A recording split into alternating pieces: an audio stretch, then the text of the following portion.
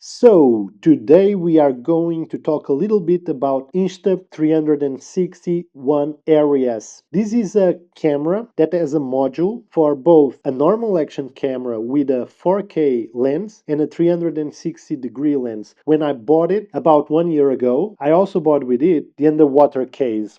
So this case where you can put your camera in and use it to go underwater. On the specs, they say that the camera can be submerged, but I read some reviews, some people talking about it, that it was not quite so, that you might find some issues if you put it underwater for any significant amount of time. And the fact that they had this water case kind of told me, yeah, there's probably some issue here, because otherwise they wouldn't bother making a underwater case, because GoPros and all that, they don't have an underwater case, they don't need one. So let's first talk about the good things. The main reason I bought this camera, it's the 360 degree of capture it can do when you're using it with the 360 module. So you can change the lens that you're using. And I was interested in this mode because I find it a very creative tool that you can explore. Because basically this allows you to not be so focused on your framing and how you're framing the image, and just be a bit more loose. And then when you're preparing to export this video, you can actually choose which point of views you want to be seen. And this is not only, as you can see here, this is the editor from insta360, the program that you can install any platform, even your cell phone. And basically this allows you to keyframe the video with different points of view, framing, zoom, and then it will interpolate the frames to make a smooth animation between any two of them. So basically you can film and then you can do these look arounds, you can do zoom ins, you can do all these in the timeline before exporting it to your final destination. They also have a plugin for Premiere, but I use DaVinci Resolve, so that I haven't used that yet. But their app works really well, to be honest, way better than I would thought. It's fast, it allows you to edit smoothly and all that, so that's not a problem. And this is great because even you can do like two types of videos in a single video if you're interested in that. For instance, you can do your own video while you're talking to the camera, and then when exporting you choose to show your face a little bit, then turn around and all this naturally. And then you can do, for instance, another one where you're just showing what you're recording right in front of you without you even appearing, and you do a voiceover or you put music and you do like a walking video that some people also do to show an area or something. And you can do this with a single capture, right? Then you can also do these weirder, more creative things where you go around doing these different point of views from a single video without worrying too much about it while you're recording, because sometimes you just don't have neither the mental bandwagon to do it, nor you even think about it at the time. Then there's also situations like you're recording and you're focused on the camera in what you're saying, and you don't see something happening or you don't notice something. So with a normal action camera, if you don't notice something, you won't be able to turn it and film it, right? But maybe then you pass through and you actually see by the corner of your eye something that has caught your attention or has already happened. And in this case, in post-production, you can actually decide, well, actually here I'm gonna show these, right? So it's a more versatile tool for recording videos. Of course, at this price point and having this twin system that you can use one lens or another, it has some drawbacks, but we'll get to them when we are talking about the issues of this camera. In second point, I would have to say the image stabilization,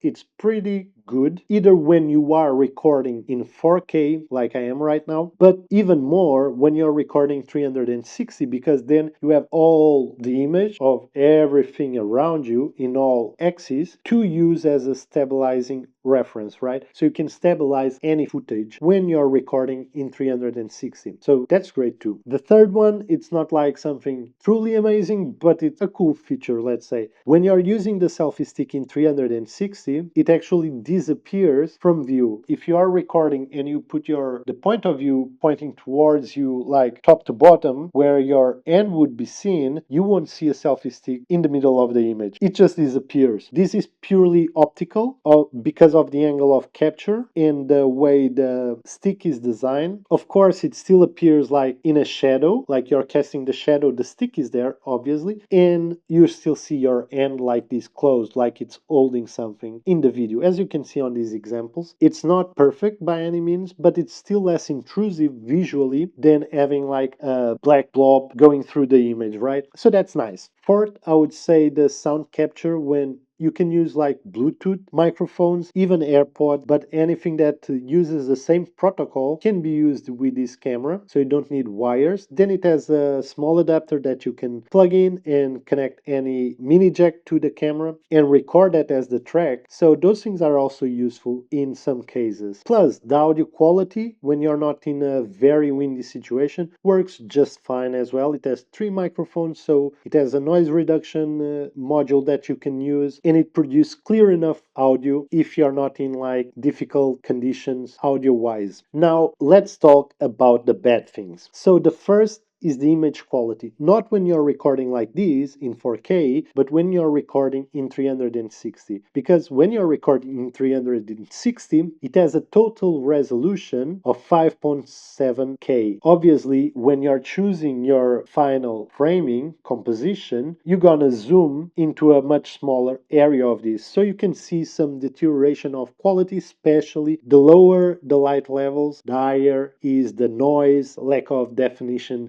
that comes with it. It being at a cheap entry point for an action cam that packs these 2 modes, you can see some details there that it's not as good as other dedicated 360 cameras. And like I said, this is because you're capturing 2 images, and it's this that makes a 5.7K image resolution. The second one, again related to the 360 module. The issue here is with the stitching. How this works is that you have one lens for one side and the lens on the other side, and they're both capturing at very large wide angles. And this allows you to then pick these 2 images and stitch them on the top, on the bottom, on left and right side. And this creates like a sphere, and when you're editing, exporting your video, you're like a camera inside this sphere looking at whatever part of the interior of the sphere that you want. So this is how the 360 trick is done. Obviously, because this camera is a bit fat, what happens is that there's like a dead area in all this stitching, right? So on the top, bottom, left and right, when the images are stitched, if you put the point of view directly there, you will see that there are small visual artifacts. So for instance, if you are in a room, you might see the walls where it should be a straight line have like a defect that seems like there's 2 videos and they are not aligned in a small portion of the image. And the closer you are to the camera, the more obvious this becomes. So it also happens if for some reason you swivel the camera slightly and now the side of the camera is towards your face, and then you try to choose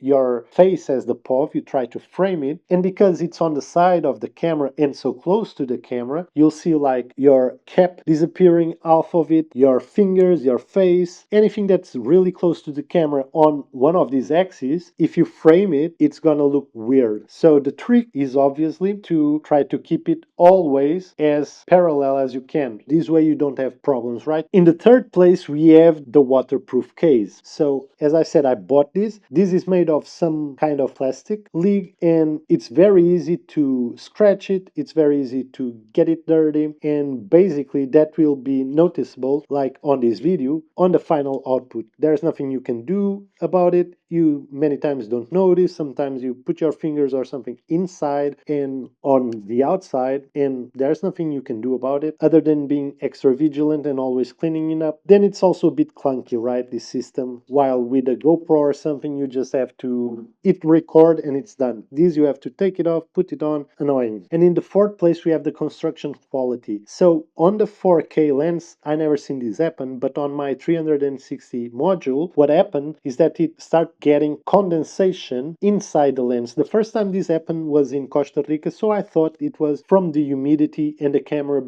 having runs for so long that it was the issue was with that, but it kept happening at different times, usually after it's working for a while. And the image is just noticeable that you have the center part of the image is like foggy, like when a lens gets foggy because of a temperature change or even a window, you can see that. But I thought it was because of that, but now I've seen it happen more consistently. That's very annoying. Having said all of this, if this condensation issue does not become worse with time, I would say that it's still a good deal. For the price you have to, you can use it like this always as an action cam. That's totally fine. And then you have the other module that allows you to bring some different creativity or way of filming to your videos, which is great. And I think it's still worth it as long as this issue does not get worse, because I bought this almost for the 360 module. If it wasn't for that, I would have bought a dedicated 360 camera, either from GoPro, which is already a bit old now, or from Insta360. They have the X4 now, and that records on 8K, so has more quality, as all that. And if you're looking specifically for 360 degree videos, then I would go with that because it's just a better bet. If you're looking for an action camera, then might go for another one, even from Insta300, but another model dedicated to that.